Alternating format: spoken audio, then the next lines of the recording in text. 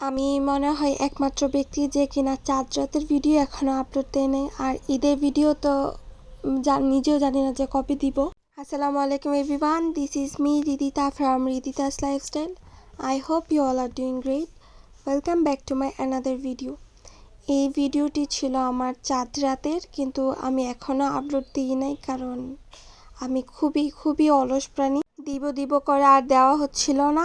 আর এটা ছিল আমাদের শেষ রোজার ইফতার বলতে পারেন, আর তার সাথে এটা আমার পরিবারের শেষ ইফতার ছিল। আমার ভাইয়ের সাথে প্রথম ইফতারও ছিল, কারণ আমার ভাই পুরা রোজায় ঢাকা ছিল আর ওই দিনই ও বাসায় আসছে। আর তার সাথে ইনভাইট করেছিলাম আমার এক ফ্রেন্ডকে। আর এখানে আমরা ফ্রেশ তরমুজের জুস বানিয়েছিলাম, এটাতে কিছুই অ্যাড করা না, একদম ফ্রেশ ছিল। তরমুজের শরবতে সাধারণত চিনি অ্যাড করা হয়, কিন্তু আমরা এখানে চিনি অ্যাড করি না। তরমুজটা অনেকটা মিষ্টি ছিল, আর তার সাথে শুধু অ্যাড করেছিলাম লেবু, আর কিছুই না। ইট ওয়াজ সো রিফ্রেশিং।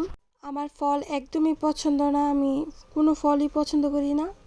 ভাইয়ার জোরে এটা খেয়েছিলাম, ভালোই ছিল খেতে। আর ইফতারের শেষে আমি আমার ফ্রেন্ডকে মেহেদি দিয়েছি। ও অনেকক্ষণ ধরে বলতেছিল ও সবার আগে মেহেদি দিয়ে ফেলবে।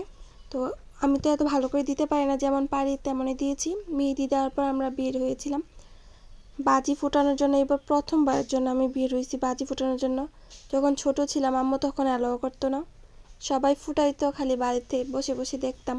বাজি ফোটানো শেষ হলে বাসায় চলে আসছি। আর এই যে মেহেদিগুলো, এগুলো আমি সকালে বাবাকে দিয়ে দিয়েছিলাম, কিন্তু এগুলোর কোনো ক্লিপ নেওয়া হয় নাই, তাই আমি জাস্ট ফটোটা অ্যাড করে দিয়েছি। আর এই যে খিচুড়ি রান্না করেছিলাম বিকেলে, এখন এটাই দিয়ে সবাই খাবে রাতে।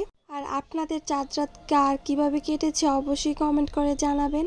আজকের ভিডিওটা আমি এখানেই শেষ করছি। আশা করছি আপনাদের সবার ভিডিওটা ভালো লাগবে।